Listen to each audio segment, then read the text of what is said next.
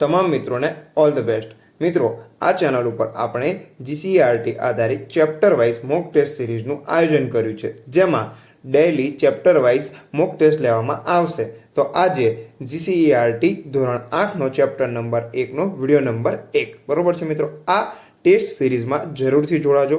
પ્રશ્ન નંબર 1, તુર્ક પ્રજા દ્વારા કોન્સ્ટેન્ટિનોપોલ ક્યારે જીતી લેવાયો હતો તે જણાવો। તુર્ક પ્રજા દ્વારા કોન્સ્ટેન્ટિનોપોલ ક્યારે જીતી લેવાયો હતો તે જણાવો। તો પ્રશ્નનો જવાબ આવશે ઓપ્શન નંબર સી, ઈસવીસન 1453માં બરોબર છે મિત્રો, ઈસવીસન 1453માં।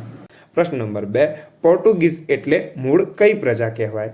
પોર્ટુગીઝ એટલે મૂળ કઈ પ્રજા કહેવાય। તો પ્રશ્નનો જવાબ આવશે સી, ફિરંગી। પોર્ટુગીઝ એટલે ફિરંગી। ત્યારબાદ પ્રશ્ન નંબર 3, પોર્ટુગીઝ પ્રજાના આગમન સમયે એટલે વાસ્કો દ ગામા ભારત આવ્યા ત્યારે કાલિકટમાં કયા રાજાનું શાસન હતું તે જણાવો। વાસ્કો દ ગામા ભારત આવ્યા ત્યારે કાલિકટમાં કયા રાજાનું શાસન હતું તે જણાવો બરોબર છે મિત્રો। તો પ્રશ્નનો જવાબ આવશે ઓપ્શન નંબર એ, સામુદ્રિક એટલે કે ઝામોરીન। સામુદ્રિક એટલે કે ઝામોરીન રાજાનું શાસન હતું કે જ્યારે વાસ્કો દ ગામા ભારત આવ્યા। પ્રશ્ન નંબર 4, નીચે આપેલ પોર્ટુગીઝ કિલ્લા વિશેની માહિતીમાંથી કયો વિકલ્પ સત્ય અથવા અસત્ય છે તે જણાવો।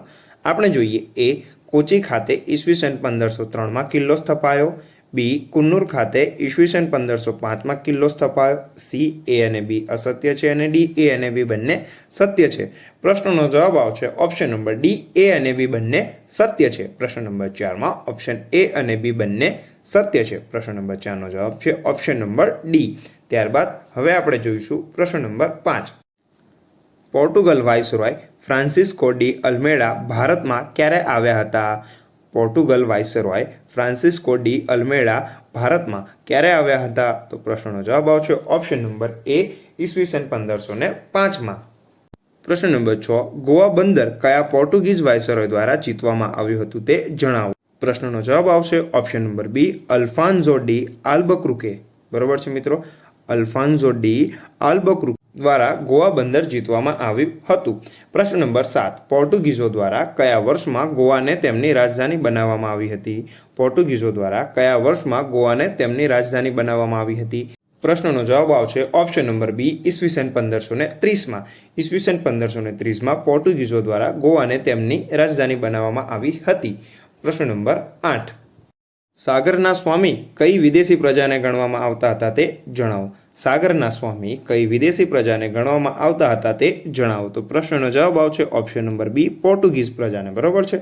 પ્રશ્ન નંબર 9, કાલિકટના રાજા સામુદ્રિક દ્વારા સૌપ્રથમ પોર્ટુગીઝ પ્રજાને કયા વ્યાપાર માટેની પરવાનગી આપવામાં આવી હતી તે જણાવો। એટલે કે પોર્ટુગીઝ પ્રજાને કાલિકટના રાજા સામુદ્રિક દ્વારા કયા વ્યાપાર માટે પરવાનગી આપવામાં આવી હતી। તો પ્રશ્નનો જવાબ આવશે ઓપ્શન નંબર સી, મરી મસાલાના વ્યાપાર માટે। પ્રશ્ન નંબર 10, પોર્ટુગીઝોએ યુદ્ધમાં નીચે આપેલમાંથી કયા કયા સુલતાનોને હરાવ્યા હતા તે જણાવો, અથવા પોર્ટુગીઝ દ્વારા નીચે આપેલમાંથી કયા રાજ્યોના સુલતાનોને હરાવવામાં આવ્યા હતા તે જણાવો। વિકલ્પ એ અહમદનગર, બી કાલિકટ, સી બીજાપુર અને ડી આપેલ તમામ। પ્રશ્નનો જવાબ આવશે ઓપ્શન નંબર ડી, આપેલ તમામ। પોર્ટુગીઝો દ્વારા અહમદનગર, કાલિકટ અને બીજાપુર આ તમામ સુલતાનોને હરાવવામાં આવ્યા હતા બરોબર છે મિત્રો। તમારી તૈયારીને યોગ્ય દિશા આપવા આજે જ સબસ્ક્રાઇબ કરો અમારી ચેનલને, કારણ કે અહીંયા ડેલી બેસિસ ઉપર જીસીઆરટી અને એનસીઆરટી બેસ્ડ મોક ટેસ્ટનું આયોજન કરવામાં આવતું હોય છે। જય હિન્દ, જય ભારત। ચેનલને સબસ્ક્રાઇબ અને શેર જરૂરથી કરજો।